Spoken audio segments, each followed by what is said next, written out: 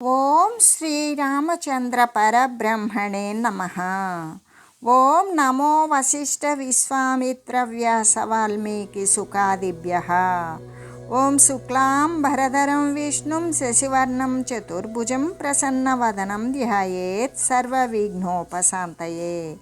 ఓం నమో బ్రహ్మాదిభ్యో బ్రహ్మ విద్యా సంప్రదాయ కర్తృభ్యో వంశ ఋషిభ్యో మహద్భ్యో నమో గురుభ్యః. ఓం శ్రీరామో రామభద్రశ్చ రామచంద్రశ్చ శాశ్వతః రాజీవలోచన శ్రీమాన్ రాజేంద్రో రఘుపుంగవః. శ్రీ యోగ వాసిష్టము నిర్వాణ ప్రకరణము ఉత్తరార్థము. విదేహముక్తుడైనటువంటి చిదాకాశమాత్రుడై అంటే కేవలము బ్రహ్మ మాత్రమే అయ్యుండి అటువంటి బ్రహ్మమాత్రుడై స్థితి కలిగి ఉండునట్లుగా జీవన్ముక్తుడు కూడా జీవించి ఉండగానే ముక్తత్వాన్ని పొందినటువంటి వాడు కూడా వ్యవహారము ఆచరించనుచూ ఉన్నప్పటికీ చిదాకాశ రూపుడయ్యే వెలయుచూ ఉంటాడు అని చెబుతూ, అంతేకాదు ఓ రామచంద్ర, బ్రహ్మము కంటే కూడా ఇతరమైన దృష్టి నాకు సంభవించలేదు. అలా సంభవించకపోవడం చేత వ్యవహారము చేస్తూ ఉన్నప్పటికీ కూడా నా యొక్క బ్రహ్మరూపత్వము అనేటువంటిది పోకనే ఉన్నది.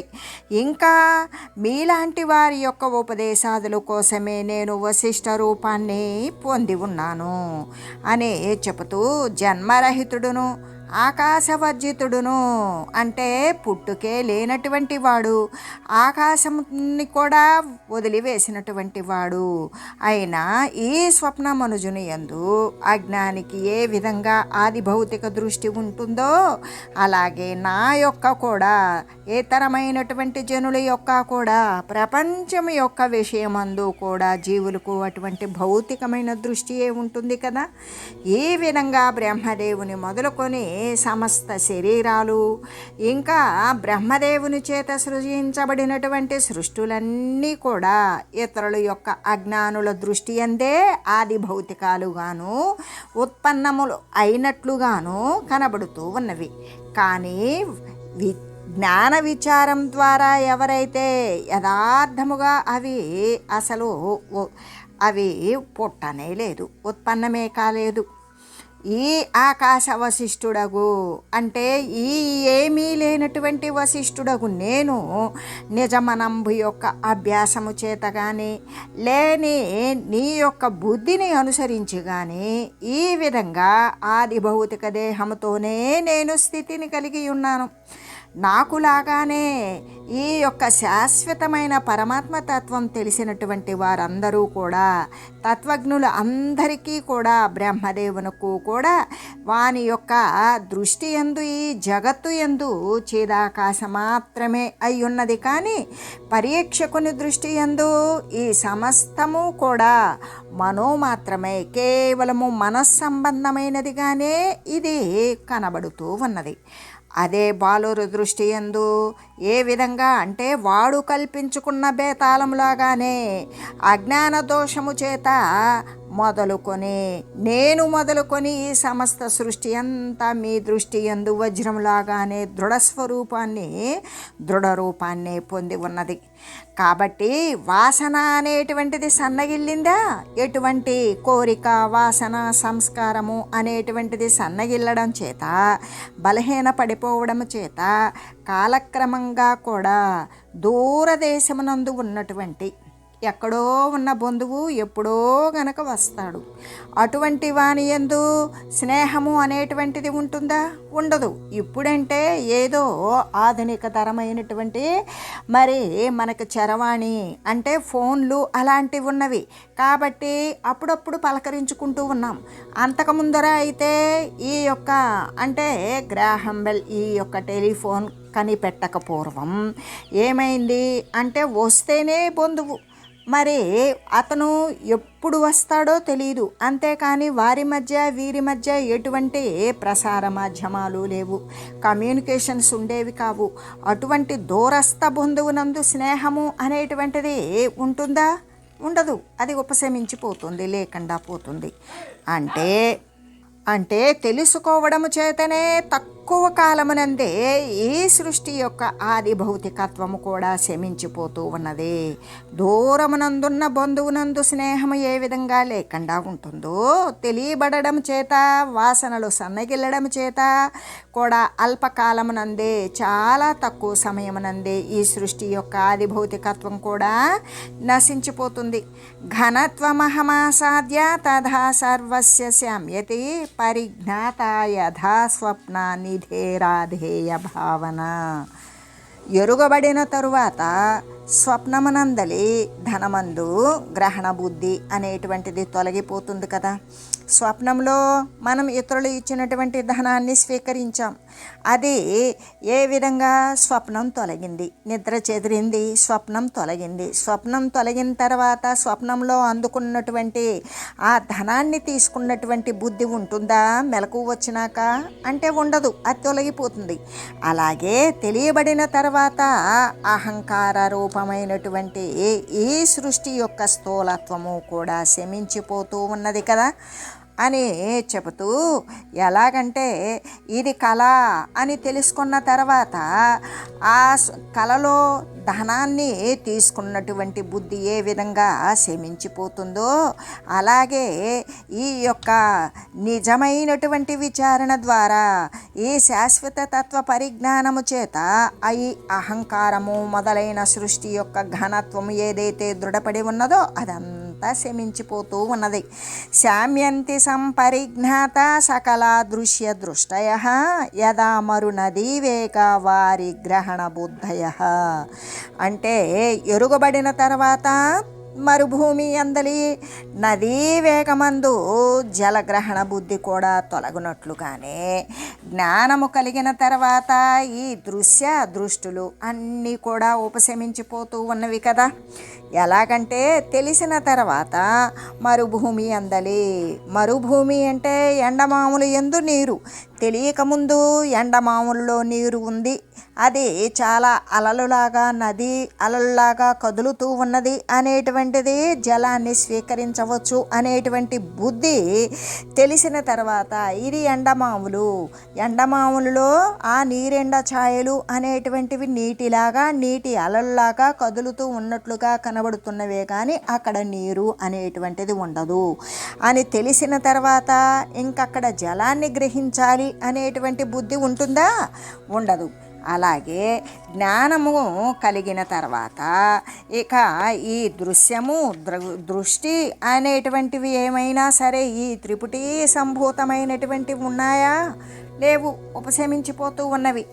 ఎలాగంటే మరుభూమి అందలి అంటే మృగతృష్ణ నది, ఇక్కడ ఎండమాములలో నీరు ఉన్నది అనేటువంటిది ఇది మృగతృష్ణ నది, నీరు లేకనే ఉన్నట్లుగా కనబడేటువంటిది అని తెలుసుకున్న తర్వాత ఇక దాని యందు జలాన్ని తీసుకోవాలి అనేటువంటి బుద్ధి మనుషునికి ఉంటుందా? తెలియకముందు ఉంటుంది, కానీ తెలిసిన తర్వాత ఇక అక్కడ అది ఎండమాములే నీరులా కనబడుతుంది కానీ అక్కడ నీరు లేదు అని వాడు స్థిరపడినప్పుడు దాని యందు నీరు గ్రహించాలి, తీసుకోవాలి అనేటువంటి బుద్ధి కూడా ఉండదు కదా.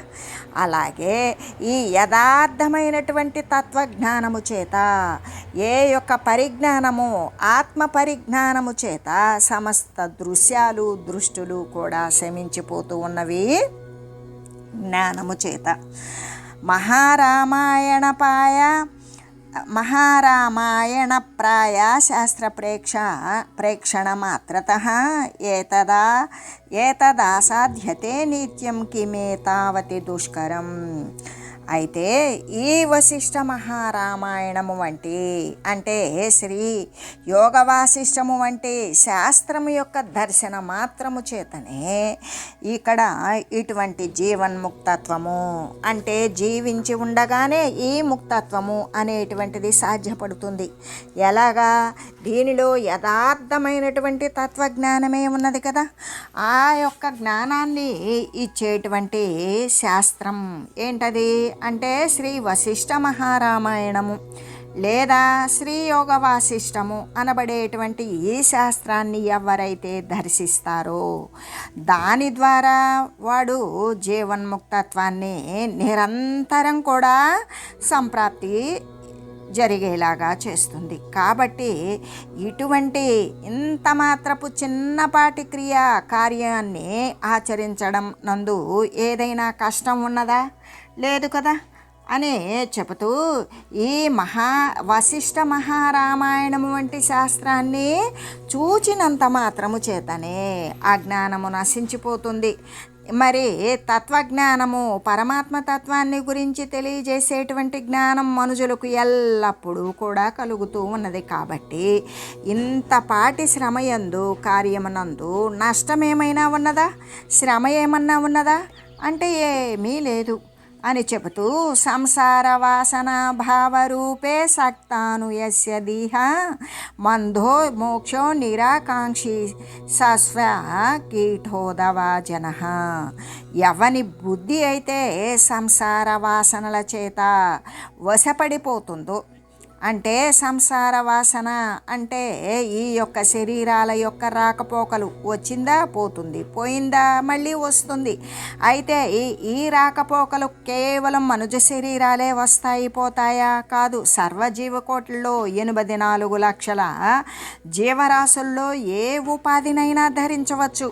అటువంటిది ఎవరి బుద్ధి అయితే ఈ యొక్క రాకపోకలు కలిగినటువంటి జనన మరణ చక్రములో పడేటటువంటి ఆ వాసనలకు వశపడిపోయి అభావ రూపములైన, అక్కడ అసలుకి భావము అనేటువంటిది లేదు, అది లేకనే ఉన్నట్లుగా కనబడేటువంటి ఏ దేహేంద్రియాది పదార్థాలు అయితే ఉన్నవో అస్థిర స్వరూపము, లేకనే ఉన్నట్లుగా కనబడి లేకుండా పోయేటువంటి మార్పులకు లోనయ్యి వికారాలను పొందేటువంటి ఈ దేహము, ఈ ఇంద్రియాది పదార్థాల యందు ఎవరైతే ఆసక్తమై ఇష్టము కలిగి ఉంటారో, ఇంకా కూడా మోక్షము చెందేటువంటి విషయమునందు, తనను తాను ఉద్ధరించుకునేటువంటి విషయమునందు, పారమార్థిక చింతయందు, పరమాత్మ వస్తువును పొందడమునందు కూడా కోరిక లేకుండా ఉంటారో అటువంటి వారు నిజంగా కూడా మందస్వరూపులు, మందుడు.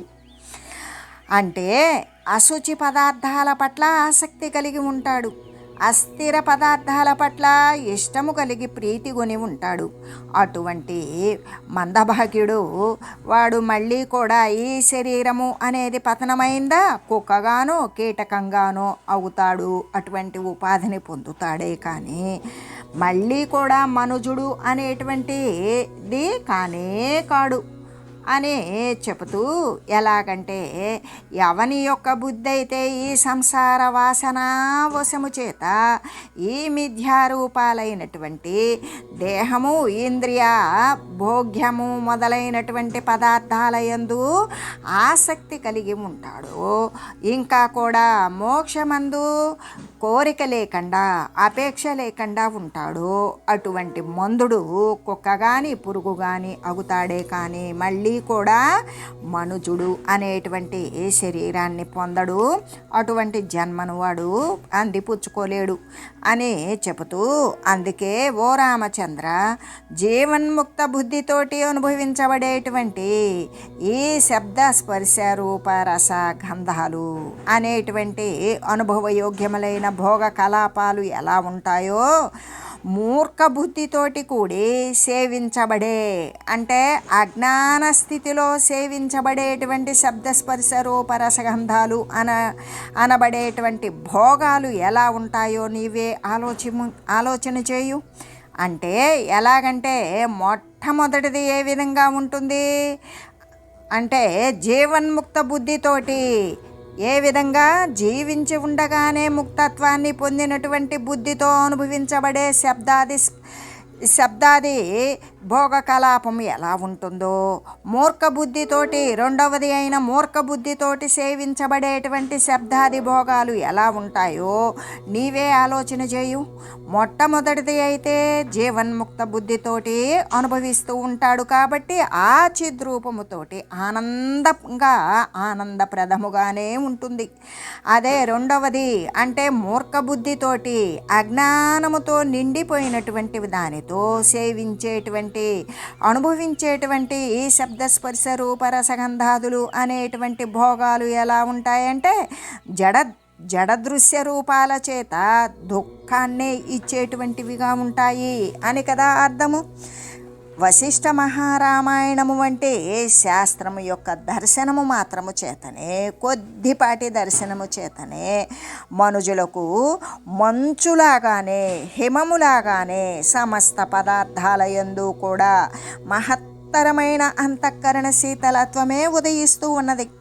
ఎవరైతే ఈ వశిష్ఠ మహారామాయణం వంటి శాస్త్రం యొక్క దర్శనము చేస్తారో ఆ కొద్దిపాటి దర్శన మాత్రము చేతనే మనుజులకు మంచు ఏ విధంగా ఎండవేడిమి చేత కరిగిపోతుందో అలాగే అజ్ఞాన ఆవరణమంతా కూడా ఈ యొక్క వశిష్ఠ గీత అనేటువంటి శాస్త్రం ద్వారా ఆ శాస్త్రాన్ని దర్శించడం, స్పర్శించడం, దానిని అవలోకించడం, దానిని మరి అనుసరించడం చేతనే మంచు ఎండకు కరిగిపోయినట్లుగానే అజ్ఞాన ఆవరణలు సమస్త పదార్థాల యందు కూడా ఈ యొక్క అజ్ఞానము అనబడే మంచు నశించిపోయి మహత్తరమైనటువంటి మహా అద్భుతమైనటువంటి ఈ యొక్క అంతఃకరణ శీతలత్వము, మనోబుద్ధి చిత్తాహంకారాల యందు ప్రసన్నత్వము, ప్రసన్నీకరణము, మరి అంతఃకరణమయం అంటే ఈ నాలుగింటి యందు కూడా ప్రశాంతత, చల్లదనము అనేటువంటిదే ఉదయిస్తుంది. అంటే జ్ఞానం ఉత్పన్నమైనప్పుడు ఉండేటువంటి స్థితి ఏదో అదే ఉదయిస్తుంది. మోక్ష శీతల చిత్తత్వం బంధ సంతప్త చిత్తత ఏతస్మిన్నపి నార్థిత్వా మహోలోకస్య మూఢత.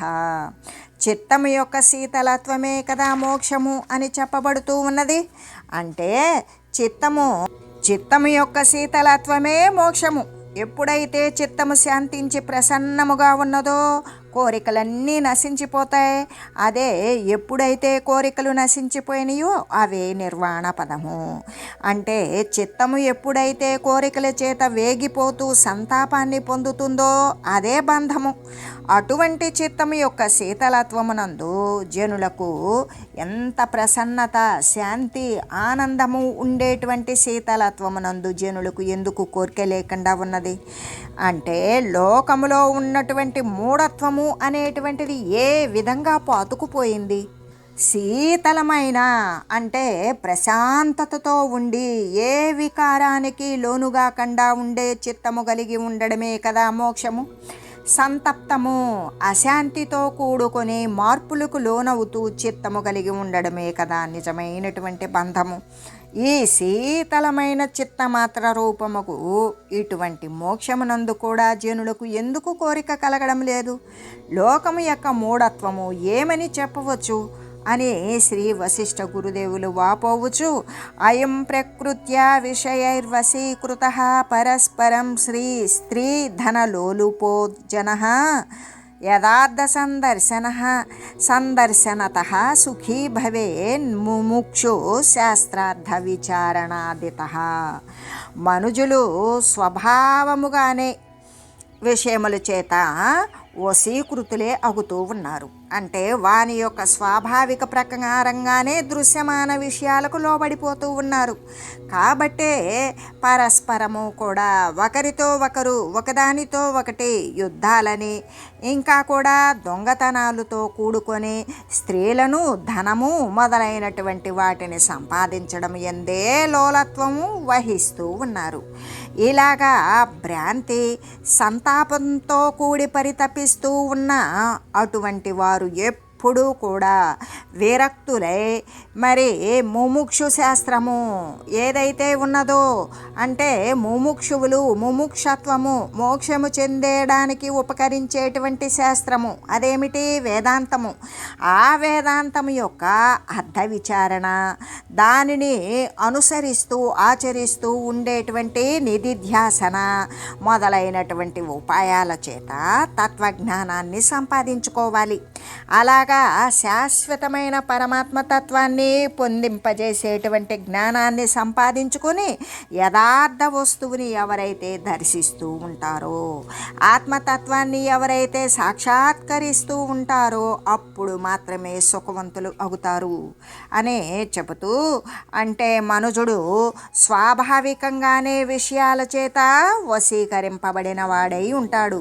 స్త్రీల యందు, ధనము ధాన్యముల యందు కూడా లోలత్వాన్ని, సుఖాల యందు సౌకర్యాల యందు లోలత్వాన్ని లాలసతను కలిగి ఉంటాడు. కానీ ఈ యొక్క ముముక్షు శాస్త్రముల యొక్క అంటే మోక్షాన్ని పొందింపజేసేటువంటి శాస్త్రాల యొక్క అర్థాన్ని, దాని యొక్క విచారణను, అంతేకాదు అర్థ విచారణ నిధిధ్యాసనము అంటే దానిని ప్రయోగాత్మకంగా ఆచరించడం, ఆ ఆచరణ అనేటువంటి ఉపాయాల చేత అతనికి యథార్థ వస్తు సందర్శనము అనేటువంటిది కలుగుతుంది. అలా కలగగా దాని చేత అతడు సుఖవంతుడే అవుతాడు. కానీ మరి ఏ ఇతర మార్గాల చేత కూడా కాడు అనేటువంటి భావమే కదా అని చెబుతూ, అంతేకాదు ఇక్కడ ఇత్యుక్తవత్యధమునౌ దివసౌ జగామ సాయంతనాయ విధయేస్తమినో జగామ స్నాతుం సభాకృత నమస్కరణ జగామ శ్యామాక్షయే రవికరైశ్చ సహా జగామ. ఓ శ్రీ వాల్మీకి ఋషి చెప్తూ ఉన్నారు, ఓ భరద్వాజ, వశిష్ఠ మునీంద్రుడు ఈ విధంగా చెప్పారు. వేదాంతం యొక్క అర్థ విచారణ మరి దాని ప్రకారమే అనుసరించి అనుష్ఠాన విధులుడు అనేటువంటి ఉపాయాల చేతనే తత్వజ్ఞానాన్ని సంపాదించుకోవాలి. దాని ద్వారా సంపాదించినటువంటి వాడు యథార్థ వస్తువు అయినటువంటి ఆత్మను దర్శిస్తూ ఉంటాడో అప్పుడు మాత్రమే సుఖవంతుడుగా ఉంటాడు అని చెప్పాడు. ఈ విధంగా వశిష్ఠ మునీంద్రుడు ఈ విధంగా పలకగా అప్పుడు ఆ రోజు పూర్తి అయిపోయింది. సాయంకాల విధులను నెరవేర్చుకోవడం కోసం సూర్యుడు అస్తాద్రికి అంటే పశ్చిమానికి కృంగిపోయాడు. అయితే స్నానము, సంధ్య మొదలైనవి చేయడం కోసము సభ్యులందరూ లేచారు. ఒకరికొకరు వందనపూర్వకమైనటువంటి సెలవును తీసుకున్నారు. ఆ విధంగా సెలవు గైకొని ఆ రాత్రి గడిచిన పిమ్మట సూర్యోదయం కాగానే మళ్ళీ కూడా ఇక వారందరూ కూడా మళ్ళీ ఆ సభాస్థలానికి వచ్చేశారు అనే చెబుతూ, సత్యసంకల్ప స్మృత్యా వ్యవహార పునర్జనైః స్వస్యాకాశవశిష్టాది నామాప్తిశ్చేహ వన్యతే. సత్య సంకల్పం యొక్క స్మృతి చేత మరలా కూడా జనులతోటి తన యొక్క వ్యవహారము, తన యొక్క ఆకాశ వశిష్ఠుడు మొదలైనటువంటి పేర్ల చేత తనకి అటువంటి నామాలు సంప్రాప్తి అనేటువంటిది శ్రీ వశిష్ఠ గురుదేవుని చేత వర్ణించబడి చెప్పబడినది అని చెబుతూ, ఈ యొక్క నిర్వాణ ప్రకరణమునందు ఉత్తరార్ధమున పాషాణోపాఖ్యానమునందు వశిష్ఠ శరీర వర్ణనము అనేటువంటిది వర్ణించి తెలియజేశారు. తెలియజేసి ఇక 17వ రోజు సమాప్తమైంది. అప్పుడు శ్రీ వశిష్ఠ గురుదేవులు ఇలా తెలియజేస్తూ ఉన్నారు, పాషాణాఖ్యానమే తత్తే కథితం రీకార్య కోవిద అనయేమాహ స్ఫురదృష్ట్యా సృష్టయో నభసి స్థితః. కార్యకుశలుడవే అయినటువంటి ఓ రామచంద్ర, ఈ విధంగా పాషాణోపాఖ్యానము అనే దానిని నేను నీకు వివరంగా వర్ణించి చెప్పాను. ఆ ఆఖ్యానం ద్వారా చిన్మాత్ర పూర్ణ దృష్టి చేత సమస్త సృష్టులు కూడా చిదాకాశమును నెలకొన ఉన్నవి అనేక నీవు నిశ్చయించు. అంతేకాదు ఈ జగత్తు ఏది కూడా ఎచ్చటను కూడా ఎప్పుడూ కూడా అసలు జగత్తు అనేటువంటిది ఉండనే లేదు. ఏమి ఉన్నది అంటే ఏకరస మాత్రమే చిద్ఘనమైనటువంటి బ్రహ్మమే బ్రహ్మమునందు అఖండమైన రూపము చేత యథారీతి స్థితి కలిగి ఉన్నది.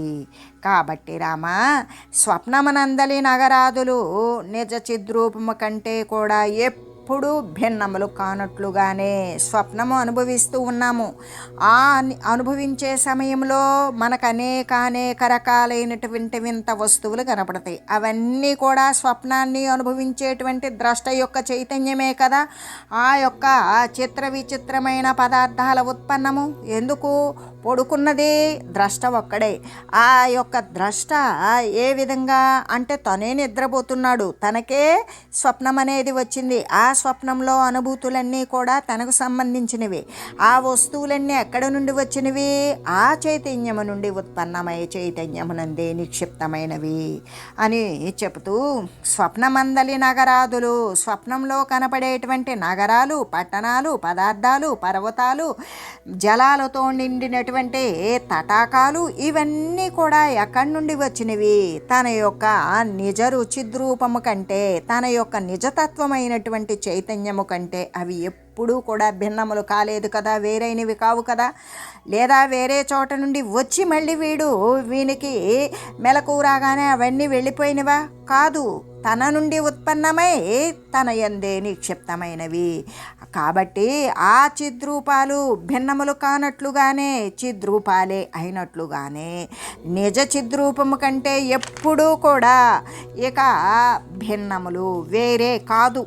ఆ కానట్లుగానే అవన్నీ కూడా చిద్రూపాలే అయినట్లుగా, చైతన్యవంతాలే అయినట్లుగా ఈ జగత్తు కూడా బ్రహ్మచిన్మాత్రమే అయి ఉన్నది అని వెరుగు.